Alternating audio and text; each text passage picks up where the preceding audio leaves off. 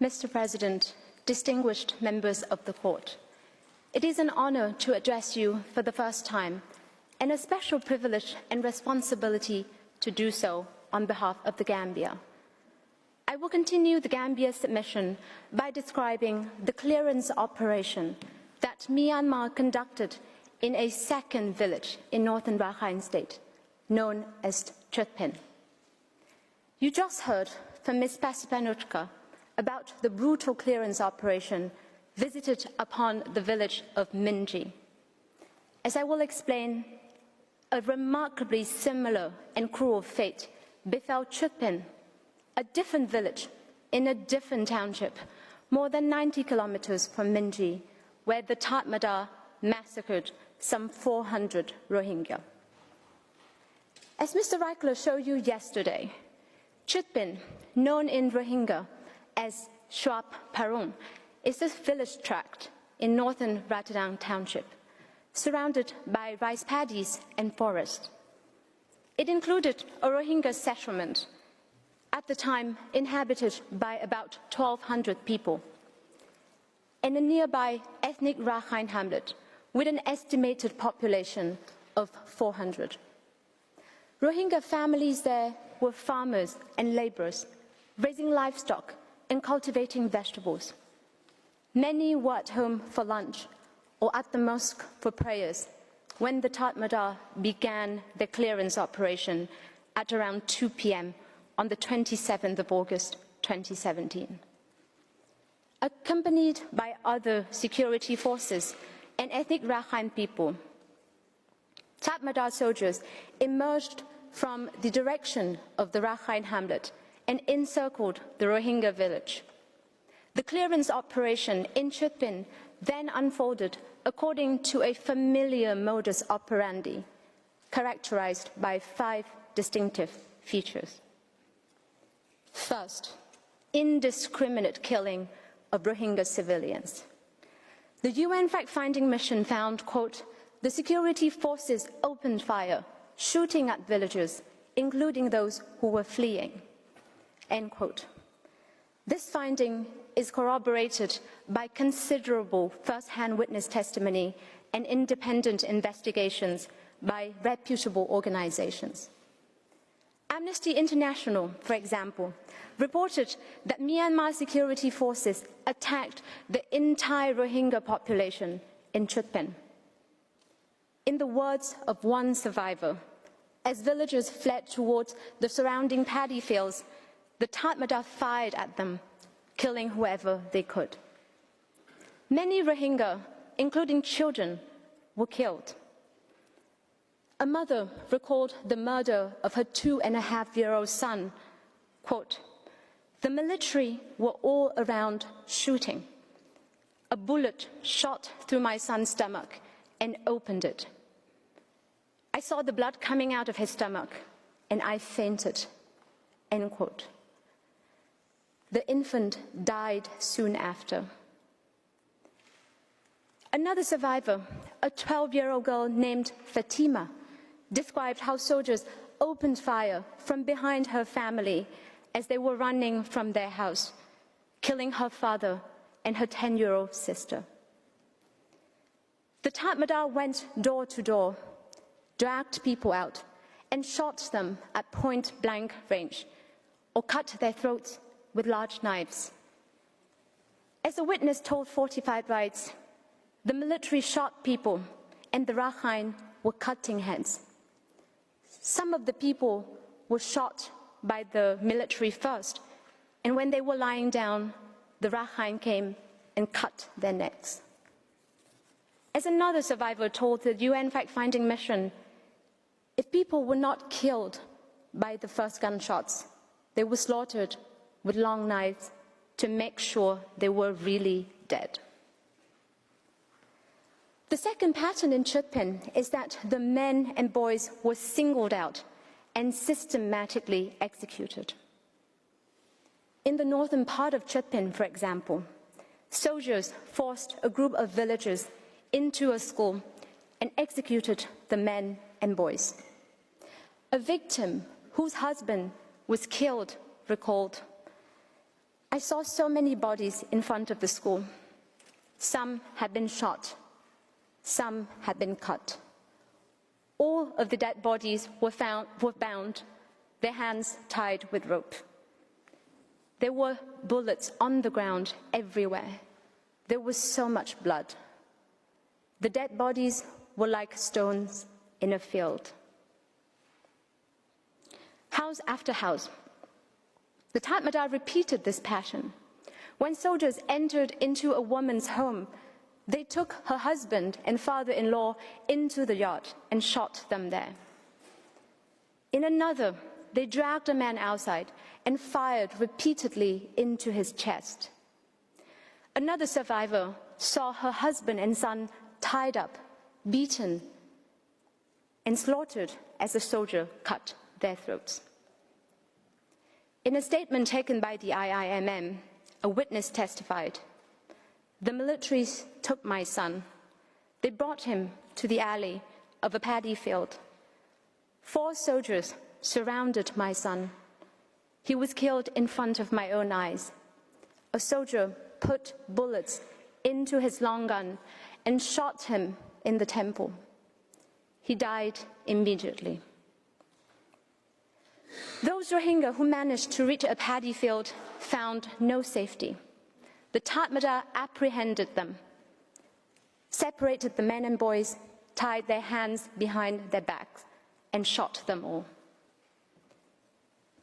The third modus operandi of the Tatmadaw was to kill women, children, the elderly, and the disabled.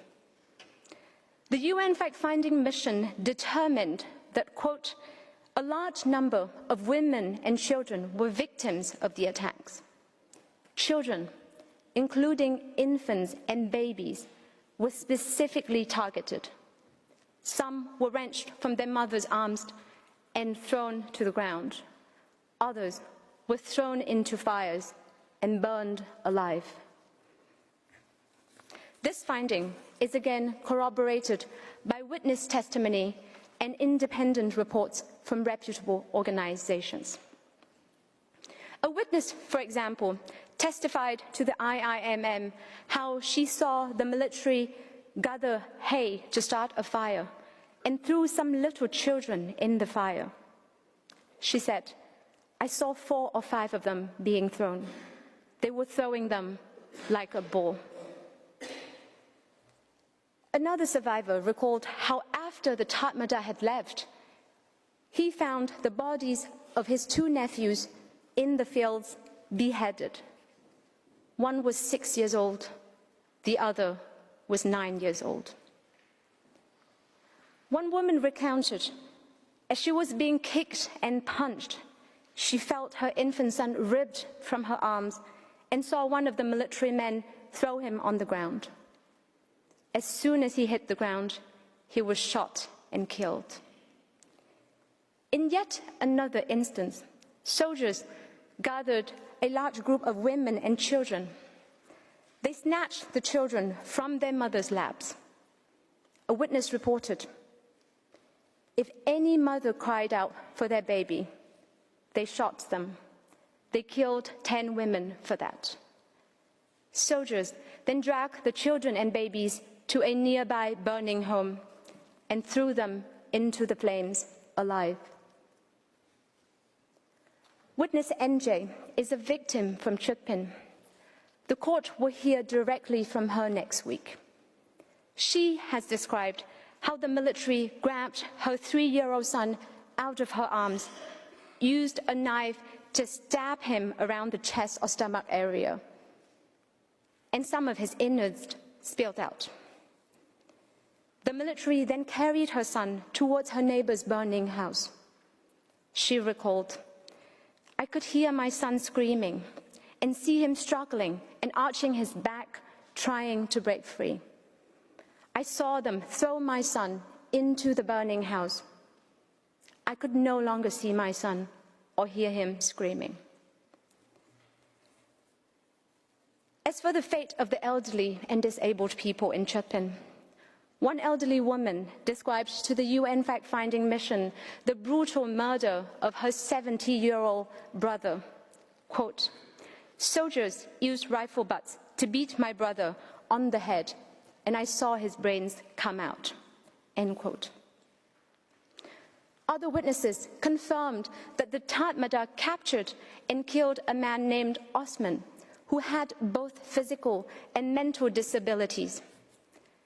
One witness recalled that soldiers told him to stand up, but he was not able to stand up due to his condition. The military then shot him in his chest. He died immediately. In a fourth familiar hallmark of the clearance operation, the UN fact-finding mission concluded that the Tatmadaw committed sexual violence, including rape, gang rape, sexual mutilation, and sexual humiliation against women and girls in Chutpin. This finding is fully corroborated by independent investigations and survivors' testimony. Allow me to mention a few. One survivor recalled the rape and murder of the wife of a local imam. "I saw her taken from the house and raped by soldiers. After they raped her, they killed her. She was taken to the road, and one soldier cut her neck and cut her breasts off." In another instance, the Tatmadaw gang raped 4 women in the same family. They were blindfolded, dragged around the house, and beaten. After regaining consciousness, the mother found the naked bodies of her daughters lying on their backs, motionless. In the paddy field to which dozens of Rohingya fled, the Tatmadaw captured them, killed the men and boys, and raped the women. A group of 7 women was rounded up and taken into some bushes. When one woman resisted, she was shot dead. A soldier cut off one of her breasts and held it up as a warning to the others. One victim later reported, quote, 4 or 5 soldiers held me down and raped me. At the same school where the Tatmadaw slaughtered men and boys en masse, they also raped and gang raped women.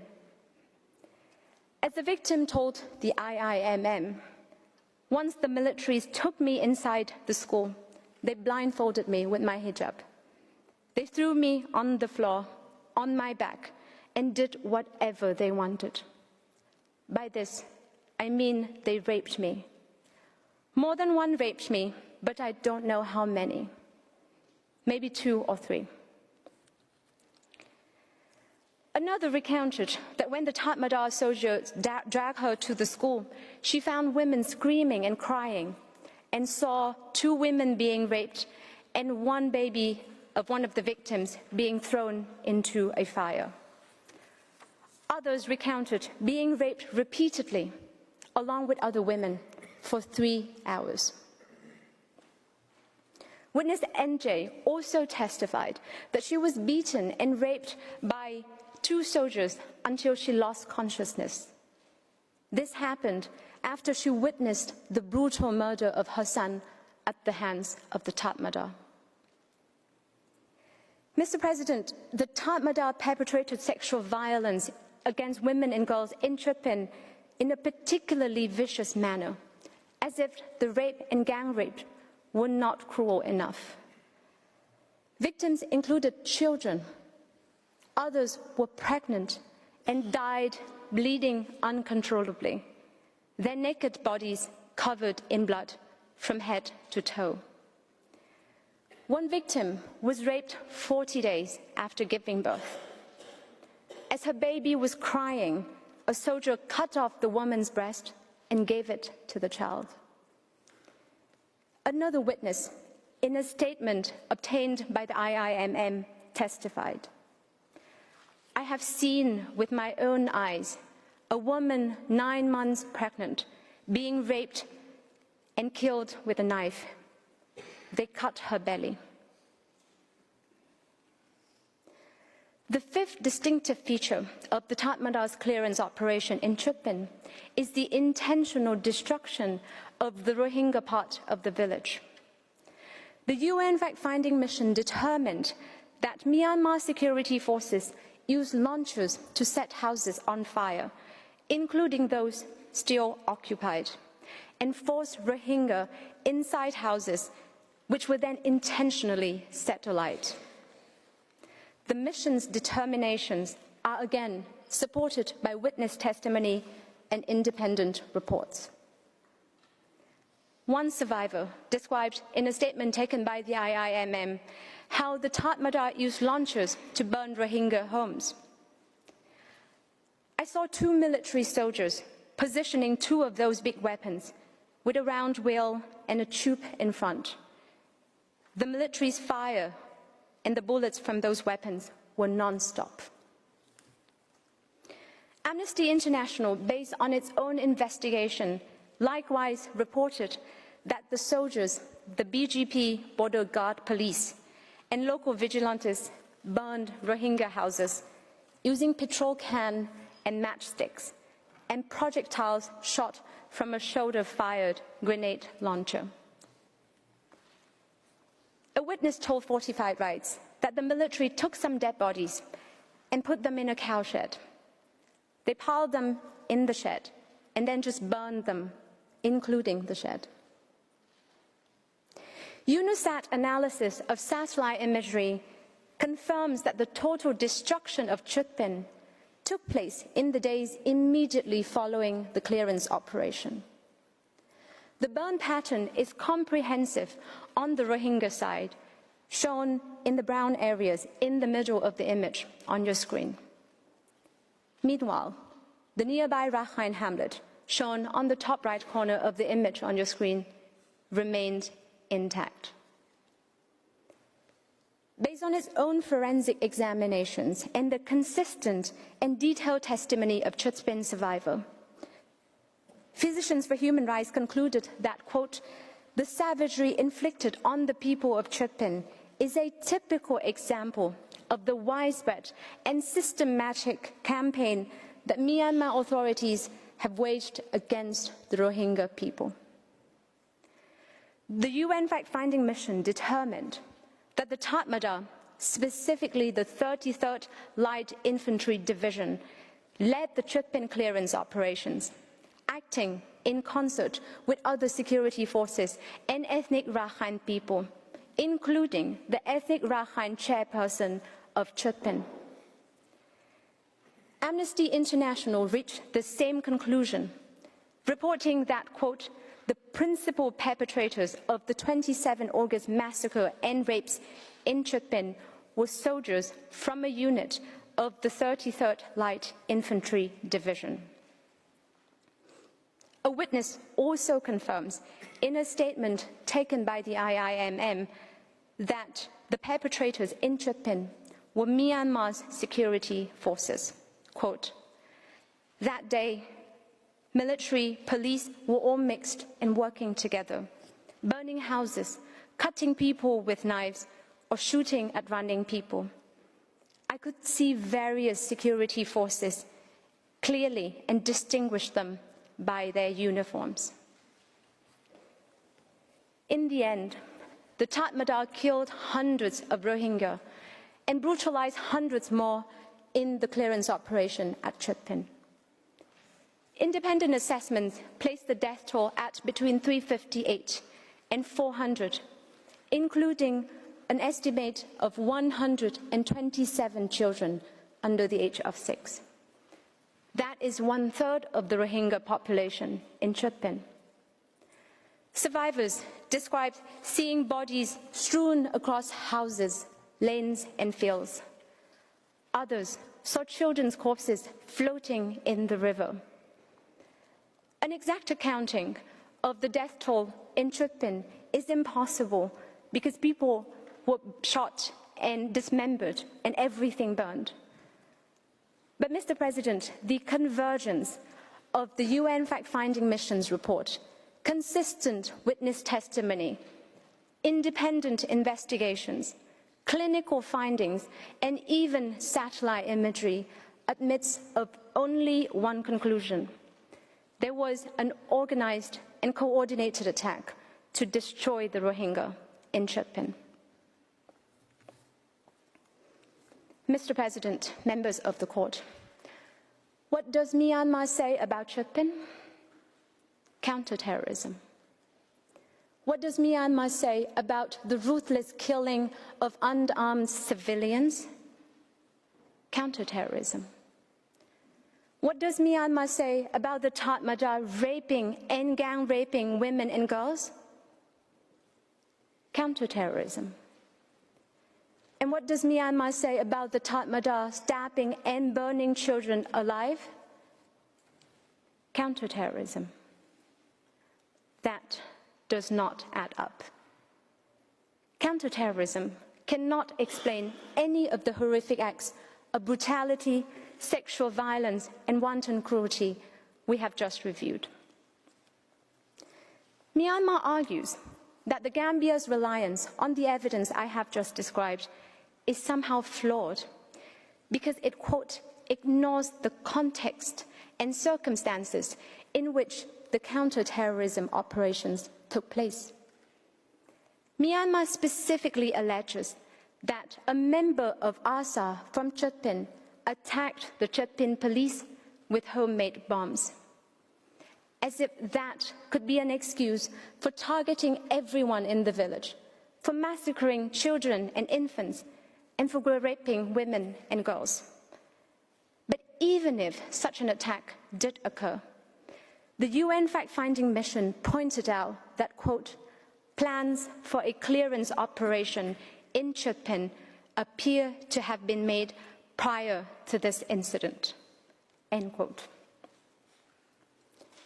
In an attempt to explain this so-called counter-terrorism context, Myanmar relies exclusively on three things: a military operational report, a statement from a certain Captain Mang, company commander of Infantry Regiment No. 4, who participated in the clearance operation, and statements from supposed ASA members. Yet none of these sources engages with, let alone justifies, what the Tatmadaw actually did to the Rohingya in Chutpin. To begin with, take Annex 120 to Myanmar's counter memorial. This is the military operational report of the Myanmar Defense Services that purports to describe the clearance operation at Chutpin. It dwells on alleged clashes between the military and the, quote, Bengali terrorists, which started with the military's warning shots into the air. As the so-called terrorists continue to approach, the two sides exchange fire. These terrorists, we are told, set fire to the southwesternmost part of the village and retreated. The military then, quote, carried out security actions. And there it stops. No details of what the so-called security actions in Chutpin entailed. No mention of any burnings, killings, brutality, or sexual violence.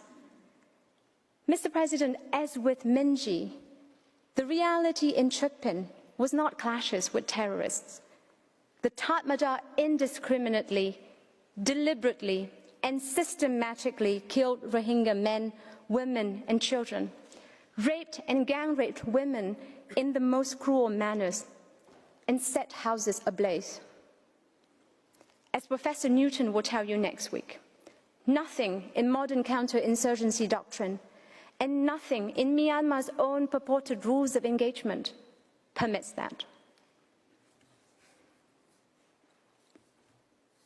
Turning to Captain Mang's statement, which Myanmar calls contemporaneous military evidence. It repeats much of the same narrative as the military operational report. A supposed defensive operation against, quote, Bengali terrorists, using, quote, proportionate and defensive force.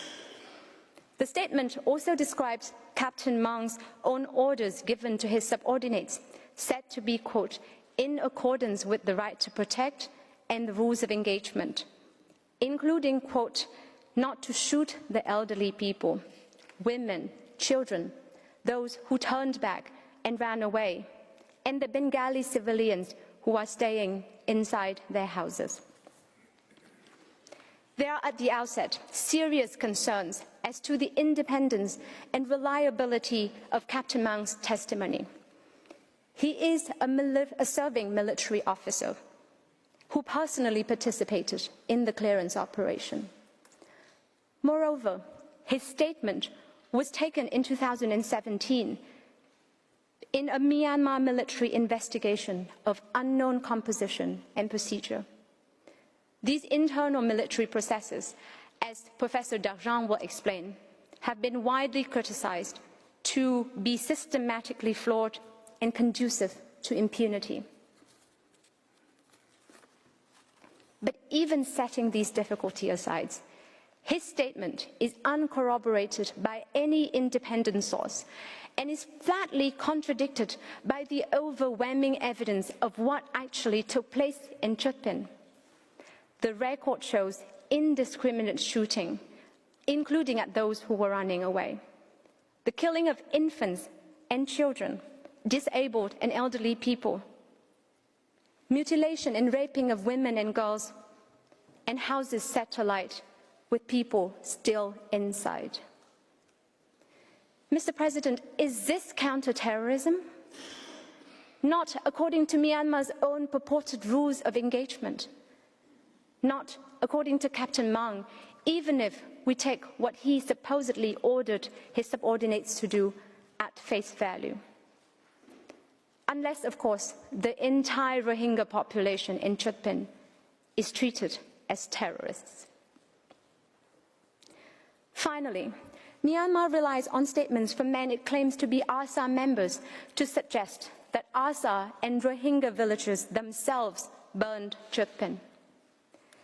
As the Gambia explained in its reply, these men are all incarcerated by Myanmar and thus under Myanmar's complete control in the Butidang prison, a penal facility notorious for engaging in torture and other forms of abuse. Indeed, the IIMM observed in its report published in May 2024 that most Rohingya detainees in Butidang prison were subjected to, quote, verbal and physical mistreatment, torture, and other inhumane acts perpetrated by prison guards, including the head of prison, sometimes resulting in death. But Myanmar answers that there is simply no evidence that these witnesses were coerced or forced into making false statements. Yet, each and every statement from Myanmar counter-memorial and rejoinder from these men recites a boilerplate disclaimer that the witness was not beaten, tortured, or assaulted by the security forces. Mr. President, one wonders whether the fact that these men all arrived at these very similar verbal formulations, unaided over several years, is a testament to their shared clarity of recollection. Or perhaps there is a more reasonable inference. Such exculpatory language has been scripted. As Mr. Reichler explained yesterday, in Croatia versus Serbia, the court refused to accord any evidentiary weight to records of interviews by Croatian police where, quote, the words used appear to be those of the police officers themselves. In this case, the court should likewise give no evidentiary weight to statements extracted in custody in a party's exclusive control, where coercion is a known risk. As the Gambia further pointed out, in each one of these statements, the individual purportedly identifies himself as, quote, Bengali. That is a delegitimizing label imposed by Myanmar and rejected by the Rohingya, including the very small number who belong to ARSA, who expressly identify themselves as the Arakan Rohingya Salvation Army. If anything defeats the credibility of these prisoners' statements, it is their undoubtedly coerced self-description as Bengalis.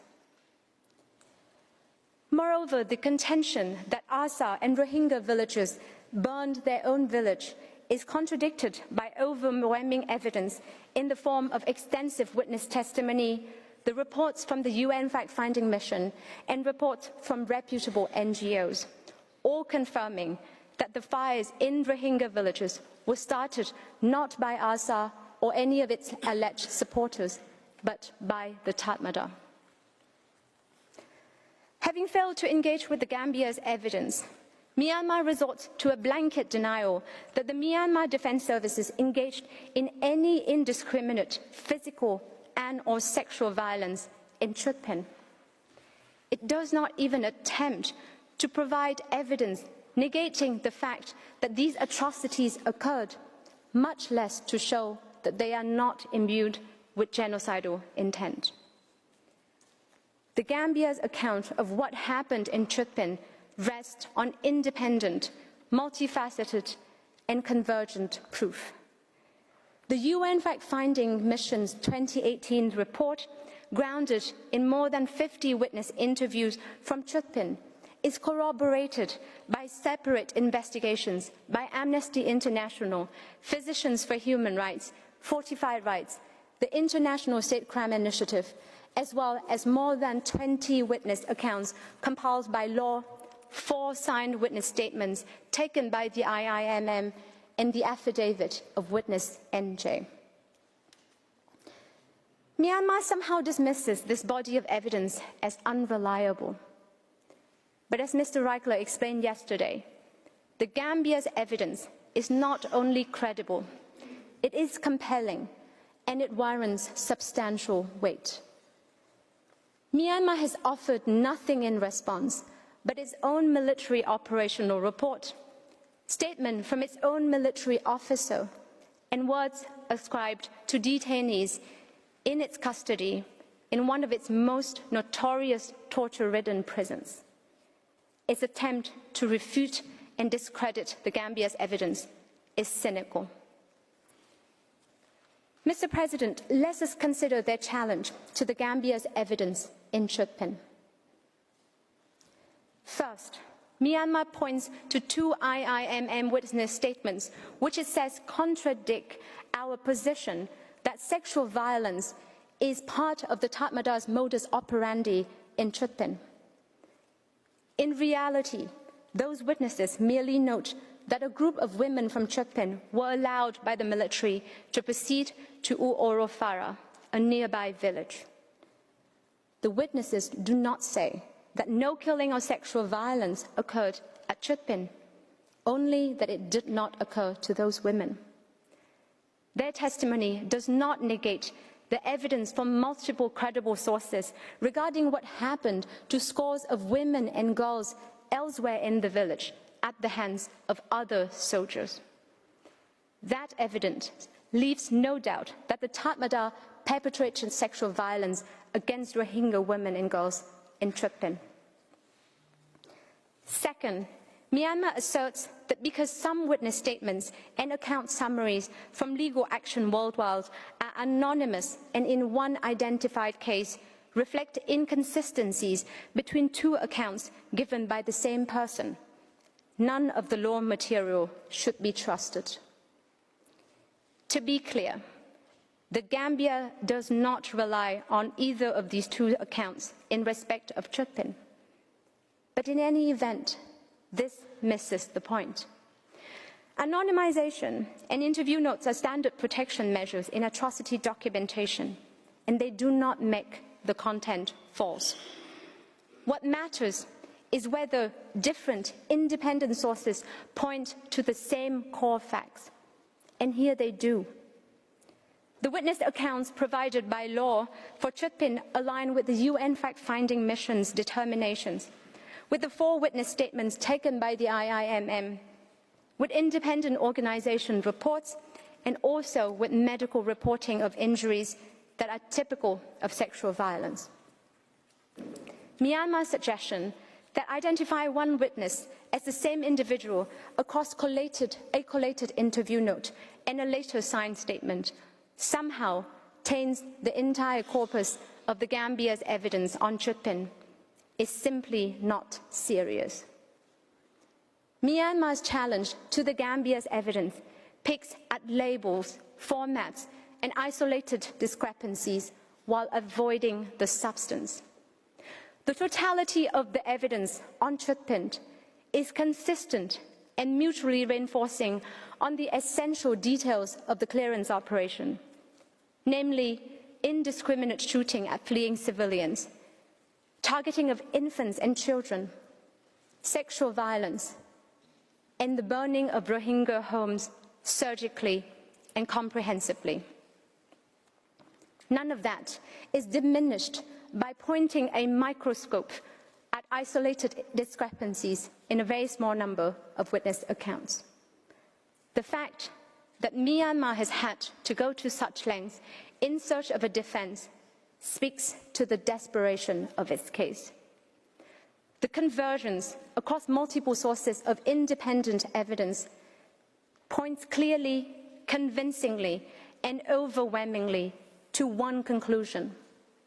The Tatmadaw conducted an organized operation with the intent to destroy the Rohingya in Chutpin and elsewhere.